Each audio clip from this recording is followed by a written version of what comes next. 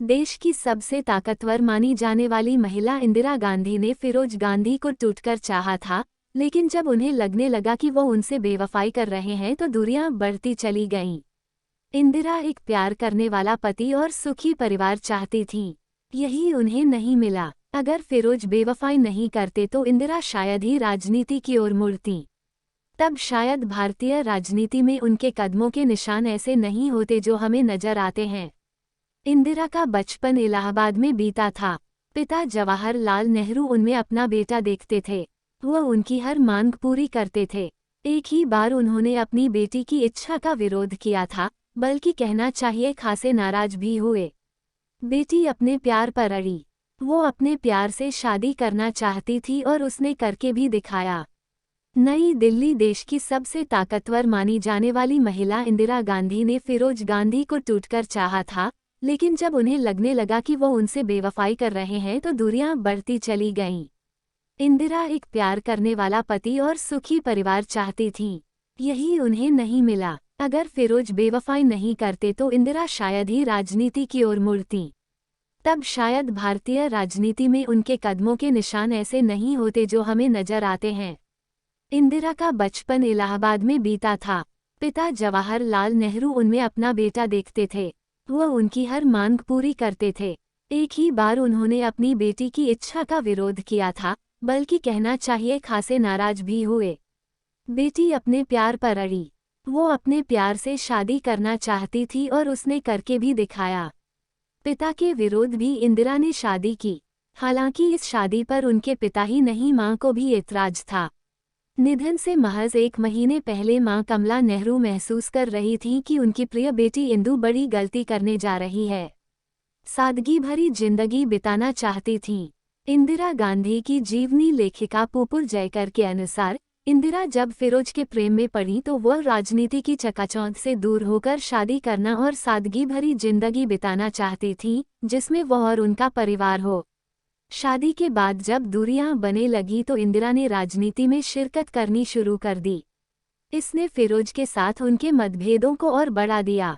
इंदिरा अगर एक और पति की बेवफाई से निराश थी तो उनके पिता नेहरू भी फिरोज को पसंद नहीं करते थे। स्थितियां बनती गईं कि दोनों का विवाहित जीवन करीब करीब खत्म सा ही हो गया। जब फिरोज मोहित हो गए। फिरोज का इलाहाबाद के आनंद भवन में प्रवेश जवाहरलाल नेहरू की पत्नी कमला की मदद के लिए एक वॉलंटियर के रूप में हुआ था। जब कमला बीमार हुई और आनंद भवन में थी तब इंदिरा ने जिस तरह नर्स के रूप में मां की सेवा की, उससे फिरोज बहुत प्रभावित हो गए। इंदिरा सुंदर तो थी ही, उनमें गजब का आकर्षण भी था। पुपुल जयकर ने अपनी किताब में लिखा, तब फिरोज ने इंदिरा की ओर ध्यान देना शुरू किया। वह उनके आगे पीछे मंडराने लगे।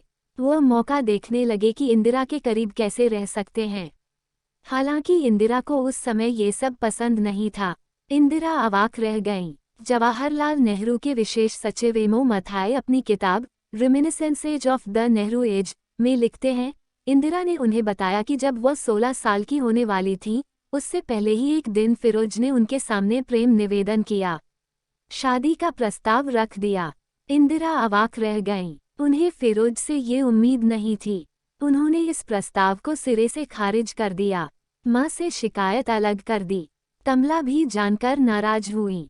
हालांकि इसके बाद भी फिरोज का आनंद भवन आना जाना लगा रहा। लंदन में जीता इंदिरा का दिल। इंदिरा को पाई के लिए लंदन भेज दिया गया।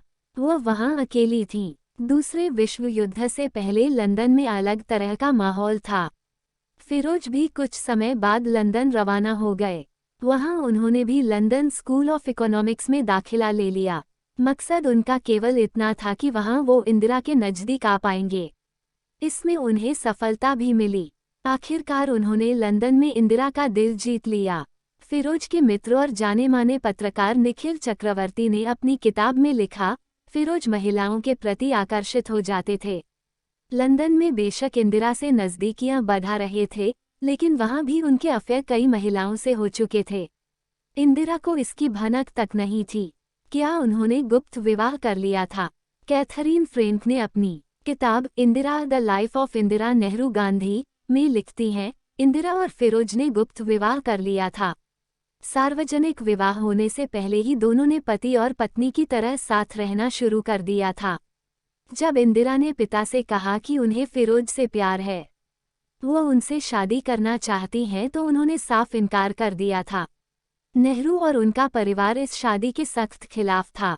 मथाई की किताब कहती है, पद्मजा नायडू ने नेहरू से कहा, उनकी बेटी बड़ी हो चुकी है, अगर दोनों ने शादी करनी चाहिए तो वो उसे रोक नहीं पाएंगे, लिहाजा अनुमति दे देनी चाहिए। नेहरू ने अनिच्छा से अनुमति दे दी।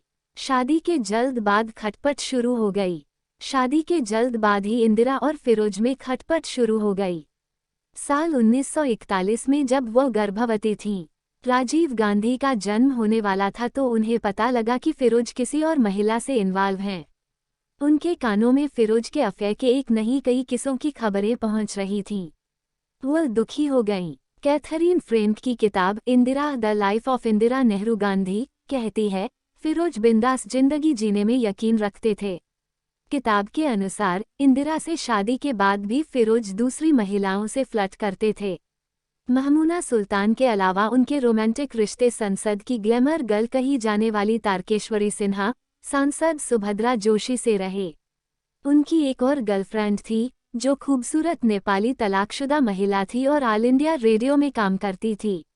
उसके ससुराल पक्ष के लोग केरल के बड़े अभिजात्य परिवार से थे। जर्मन शिक्षक से जब कहती थी दिल की बातें। हालांकि इंदिरा गांधी के जीवन में फिरोज पहले शख्स नहीं थे। जब वह पुणे में मैट्रिक करने के बाद शांतिनिकेतन में पने गई थी, तो फ्रांच पाने वाले जर्मन शिक्षक फ्रेंक ओबर्डॉफ उनके प्यार में पड़ गए। उपल जयकर ने इंदिरा गांधी बायोग्राफी में लिखा, ओबर्डॉफ 1933 में शांतिनिकेतन आए थे। उनकी रविंद्रनाथ टैगोर से मुलाकात 1922 में लातिन अमेरिका में हुई थी। टैगोर ने उन्हें शांतिनिकेतन आने का प्रस्ताव दिया। जब उन्होंने इंदिरा को फ्रेंच पानी शुरू की तो वह 16 साल की थीं। इंदिरा को पाते पाते वह उनकी सुंदरता पर मोहित हो गए। प्यार का प्रस्ताव रखा। इंदिरा खफा हो गईं। हालांकि समय के साथ उनमें नज़दीकियां हो गईं। इंदिरा के अपने दर्द थे, उसे वो जर्मन शिक्षक से बांटती थीं। फ्रेंक उनकी सुंदरता की तारीफ करते रहते थे। जब टैगोर को ये पता चला तो उन्होंने इंदिरा को तुरंत वापस घर भेज दिया। बाद में फ्रेंक की मुलाकात लंदन में इंदिरा से हुई। उन्होंने फिर इंदिरा को मनाने की कोशिश की, लेकिन तब तक उनके जीवन में फिरोज का आगमन हो चुका था। लिहाजा वो फ्रेंक से रुखाई से पेश आईं। शादी के जल्द बाद ही इंदिरा और फिरोज में खटपट शुरू हो गई। कैथरीन फ्रेंक अपनी किताब में लिखती हैं, इंदिरा के जीवन में बाद में 2 और पुरुष आए। इनमें धीरेंद्र ब्रह्मचारी और दिनेश सिंह शामिल थे। इंदिरा ने अपनी विश्वस्त डोरोथी नार्मन को धीरेंद्र के बारे में लिखा, वह आकर्षक योगी हैं, जिनसे वह योग सीख रही हैं। दिनेश पर भी वह बहुत भरोसा करती हैं। प्रधानमंत्री हाउस में उनका बेरोक-टोक किसी भी समय आना जाना था। फ्रेंक लिखती हैं कि इंदिरा से अफेयर की चर्चाओं को शायद दिनेश सिंह ने खुद ही हवा दी। दोस्तों, ये जानकारी आपको कैसी लगी, एक प्यारा सा कमेंट करके ज़रूर बताइएगा। वीडियो पसंद आई हो तो प्लीज़ लाइक शेयर कमेंट भी ज़रूर करिएगा। हमारा साथ देने के लिए आप सभी का दिल से धन्यवाद।